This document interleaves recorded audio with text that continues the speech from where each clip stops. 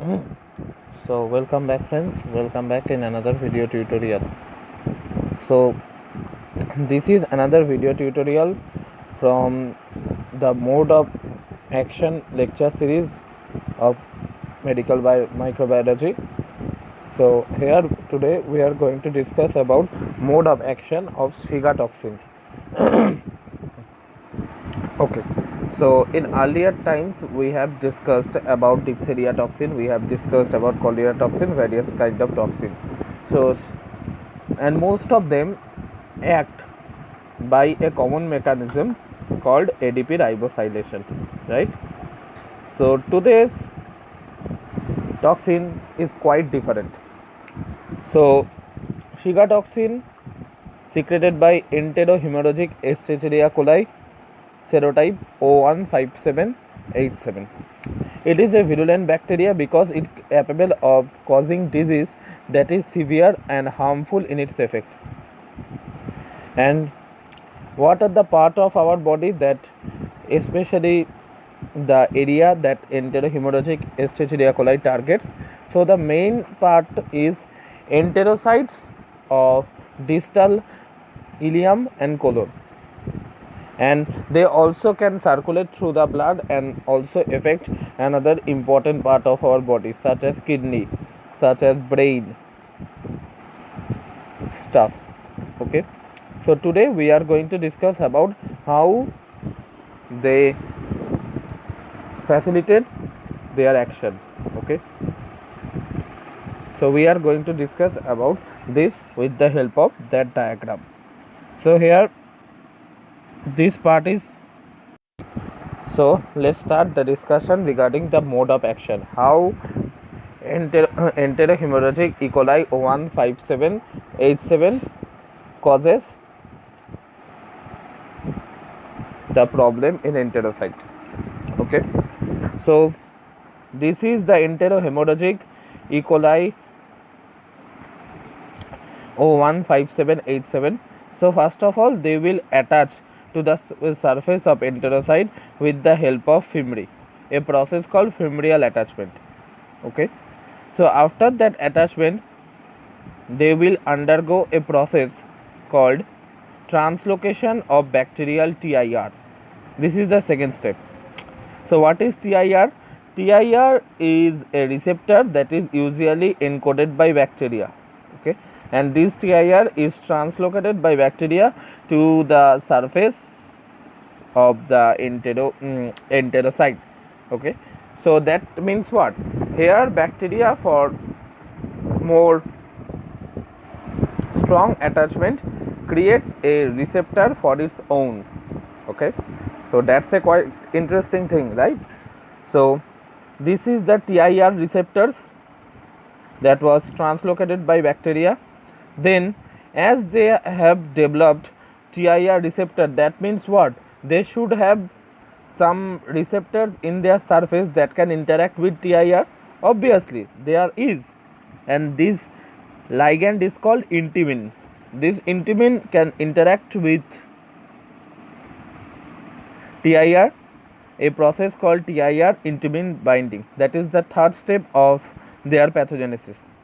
Okay, after that film binding, they will start secreting Shiga toxin. Okay, so that is the release of Shiga toxin part, that is the fourth step. So there will be another receptor on the surface of the enterocyte of distal ileum or colon, that is called GB3 GB4 receptor. This GB3 GB4 receptor can help in internalization of that Shiga toxin. Okay, so once they have successfully entered inside the enterocytes, they will simply inhibit the protein synthesis. By how? By simply taking the adenine from the 20S ribosomal RNA. Okay, so that is the process by which they destroy enterocyte, and as a result bloody diarrhea takes place. Okay, so that is the concept behind how Shiga toxin can destroy enterocyte. Okay, they not only do only destroying enterotoxin, but they also can circulate through the bloodstream. Okay,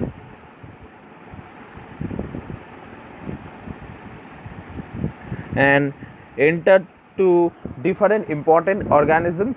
For example, they will enter kidney and cause hemolytic uremic syndrome. I have made a previous video regarding hemolytic uremic syndrome at very earlier times. So if you want a video regarding hemolytic uremic syndrome, then you can ask me, or you can also watch them too. So it can cause also renal failure, oliguria. Okay, now this renal failure and hemolytic uremic syndrome is commonly observed in children.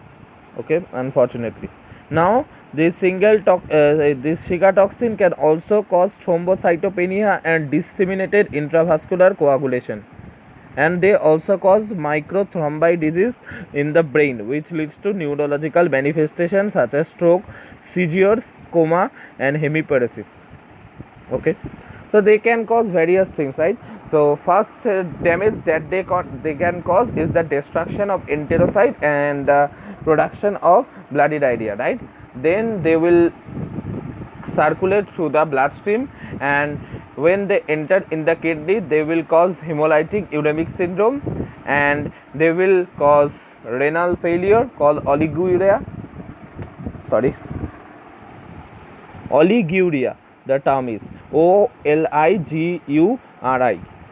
Okay, so now Shiga toxin can also lead to thrombocytopenia and disseminated intravascular coagulation called DIEC. Okay, and Shiga toxin can also lead to microthrombi disease in brain that can cause various neurological problems such as stroke, seizures, coma, and hemiparesis. Okay, so this is the pathogenesis of Shiga toxin. So the concept is very simple. It is from EHEC, enterohemorrhagic E. coli, and serotype is O157H7. Okay, this enterohemorrhagic E. coli can cause infection. Okay, can cause destruction of enterocyte by secreting Shiga toxin. Okay, this Shiga toxin will simply remove the adenine from 28S ribosomal RNA and prevent protein synthesis, and as a result cell destruction occur, bloody diarrhea facilitated. Not only that, Shiga toxin will also move through the blood circulation, and it will go to kidney and cause hemolytic uremic syndrome, and also cause renal failure called oliguria, and it can also cause thrombocytopenia and disseminated intravascular coagulation in case of platelets, and Shiga toxin leads to microthrombi disease in the brain, which leads to neurological manifestations such as stroke, seizures, coma, and hemiparesis.